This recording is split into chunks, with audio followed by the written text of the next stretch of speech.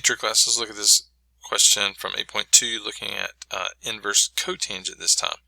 So you do need to get the regions down where all these are defined. So inverse sine is negative pi over 2 to positive pi over 2. Inverse cosine is 0 to pi. Inverse tangent is negative pi over 2 to positive pi over 2. Inverse secant, just like cosine, is between 0 and pi. Inverse cosecant is like inverse sine between negative pi over 2 and positive pi over 2. But inverse cotangent is not like its cofunction. It's not like, or its reciprocal function. It's not like tangent. It is between 0 and pi. So inverse cotangent is the reciprocal of, or cotangent is reciprocal of tangent. So when I made a video earlier, I talked about what's tangent's values in these places.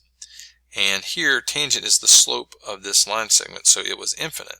Well, if tangent is infinite, that means that cotangent is 0. They are reciprocals. Infinity and zeros are reciprocals for the applications we're doing here.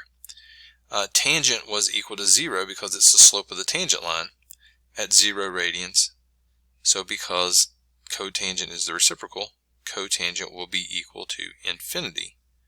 All right, we flip over infinity, you divide by 0.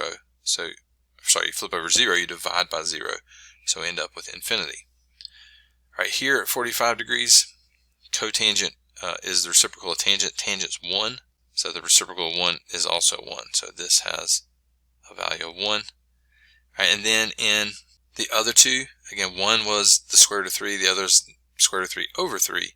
For tangent, this was the square root of 3 because this is the steeper of these two lines, and the square root of 3 is bigger than the square root of 3 divided by 3. But for cotangent, again, it's the reciprocal, and the square root of 3 divided by 3 is the reciprocal of the square root of 3. So this is the square root of 3 over 3, and then this one down here is the square root of 3. So those are the values of cotangent. Now when you go into the opposite quadrants, these just change their sign. This is the square root of 3 over 3, but negative. This is negative 1. This is negative square root of 3. All right, and then this is infinity as well. I'm sorry, negative infinity because of the sign change.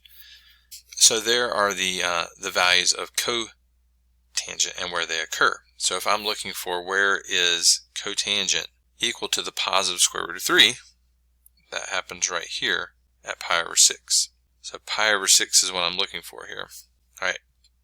Once again, I can do it with the calculator, but the way that I encourage you to do it is via the tangent.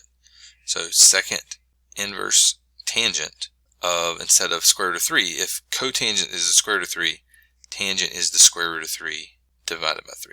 All right, and then divide by pi.